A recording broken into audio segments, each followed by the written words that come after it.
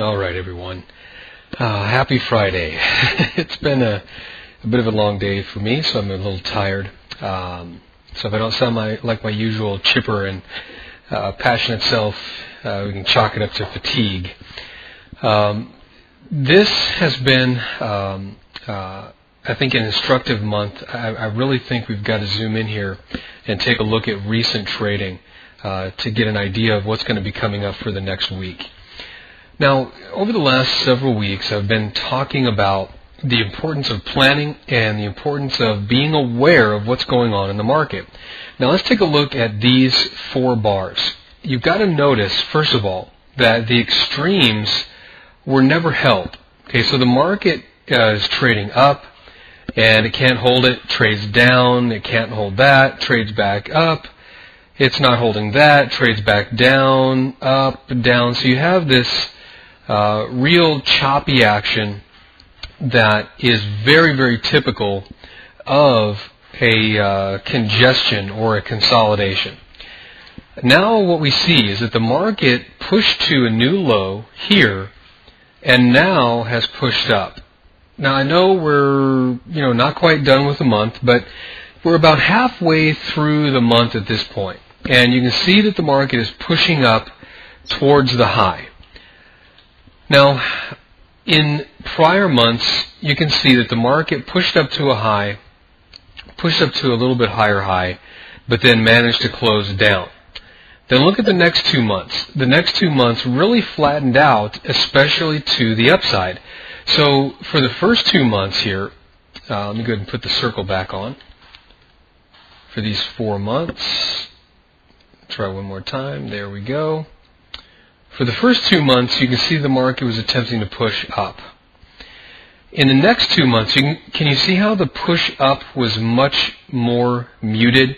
You can see that this resistance line here, which is drawn, by the way, on the daily bars, this resistance line was held. Okay, and then you can see how this resistance zone started to come into play. So you can see that in these 2 months especially, the market just ran smack dab into resistance. And this overhead resistance over here has been strong. And we've got to look at that at this point that the market has now broken through that resistance. Now again, it's not to say that the market has to continue to the upside.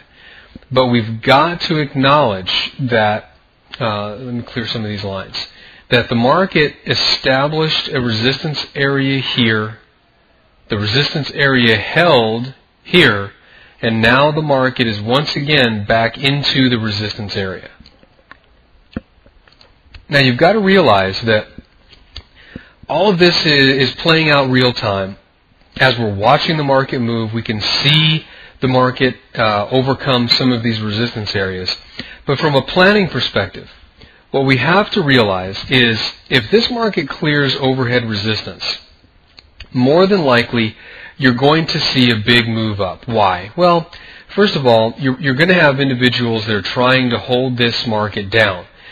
You probably have people with options here at $2 even. $2 is a round number. Psychologically, round numbers tend to be where traders congregate their orders.